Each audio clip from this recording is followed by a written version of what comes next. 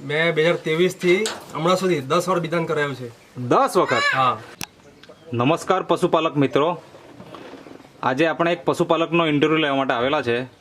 એમની ગાય છે, એમને કંઈક સમસ્યા હતી, તો સમસ્યા શું હતી અને કેવી રીતના સારી થઈ એ આપણે આ પશુપાલક મિત્ર જોડે વાત કરીને એમનો પરિચય સાથે આપણે જાણવાની કોશિશ કરીએ. તો સૌપ્રથમ તમારું નામ બોલજો, શું નામ છે? મારું નામ અભિજીત અનિલભાઈ પવાર, ઓકે. ગામ ચરવી, હમ તાલુકો વાંસદા, હમ જિલ્લો નવસારી. ઓકે. હવે તમારી જે આ ગાય છે એ મતલબ અહીંયાની જ છે કે પછી વેચાતી લાવેલા કે કેવું? અહીંયાની જ છે. અચ્છા, ઘરની જ છે ગાય. મતલબ તમારી જ ગાય હા, છે? અમારી જ ગાય. બરાબર. તો મને એ જણાવો કે શું સમસ્યા હતી આ ગાયને? એને 2023 થી બિદાન ફેલ જતો હતો. અચ્છા, મતલબ કયું વેતર હતું? પહેલા વેતરમાંથી. પહેલા વેતરમાં? હા, અચ્છા, એટલે આ પહેલું જ વેતર હતું પહેલી જતો હતો. અને બીજદાન કરાવતા હતા હા, પણ ફેલ થતી ફેલ થતો હતી. હતો 2000 ને કયાથી? 23 થી. 2023 થી? હા, એટલે અત્યારે તો ચાલે 2026, 26. બરાબર ને? હમ.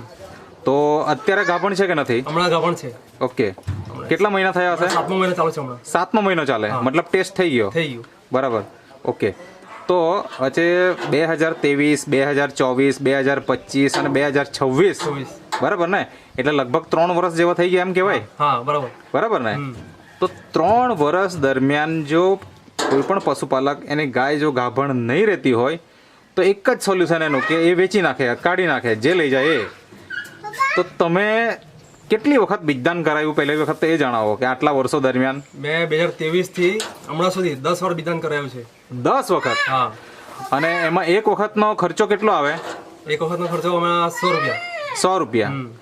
એટલે એક વખત 100 રૂપિયા, હા, એટલે 10 વખત કર્યું તો 1000 રૂપિયા તો ખરો જ, બરાબર ને? બરાબર. એટલો ખર્ચો તમે કરી નાખ્યો. હા. હવે આ જે ગાય છે એ તમે ઘરના માટે રાખી કે પછી દૂધ ડેરીમાં આપવા માટે? ઘરના માટે પણ, અને થોડું જે વધારે થતો હોય તે ડેરીમાં ઓકે. આપીએ છીએ અમે. ઓકે, એટલે એક જ ગાય છે કે બીજી પણ એક જ છે? છે, એક જ. એક જ છે. તો ઘરે પણ કામ લાગે હા. અને આપણે ડેરીમાં પણ બચત આપી શકીએ, હા. એના માટે આપણે પશુપાલન કરીએ છીએ. હા. તો જ્યારે 10 વખત ફેલ થાય તો વ્યક્તિ શું વિચારે કે હવે તો વેચી નાખવાનો? એવો કોઈ વિચાર તમારા આવ્યા કે નહીં આવ્યા? ઘણી વાર આવેલો. હમ હવે ખાલી ને ખાલી જાય છે તો પછી રાખીને શું કરવું એવું થયું મને. ઓકે. પછી પાછો એકવાર ટ્રાય કરી, બીજી વાર 11મી. હા. ત્યારે પછી ગૌરંગભાઈ પાસે મેં દવા લીધી. ઓકે. શું લીધું તમે થોડીક બતાવો ને. આ લીધી પેટવેટ. ઓકે. એ ગાયને મેં ખવડાવેલું હતું.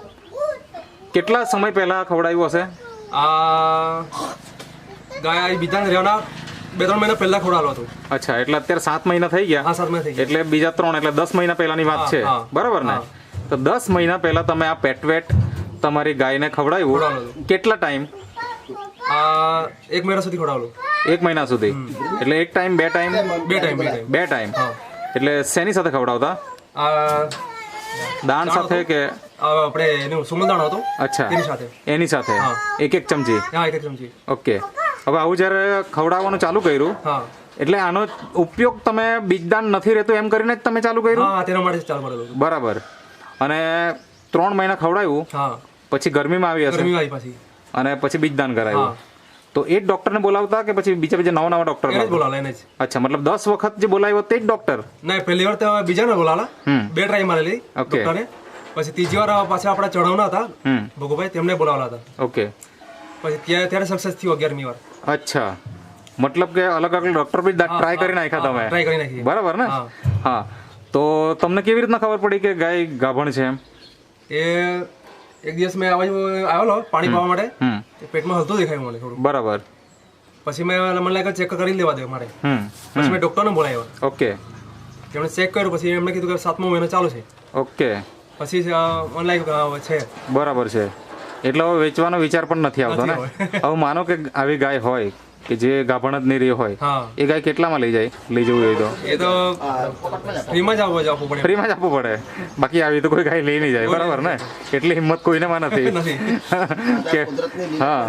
તો હવે અત્યારે હાલમાં ગાય ગાભણ છે, 7મો મહિનો છે, 2 મહિનામાં ડિલિવરી પણ થઈ જશે. હા. અને જો ગાય અત્યારે વેચવી હોય, માનો કે આપણે વેચવી નથી પણ વેચવી હોય તો કેટલા રૂપિયા આપે? લાસ્ટમાં 25-30 તો મળશે. 25 થી 30 ઓછામાં ઓછા મળે. હા.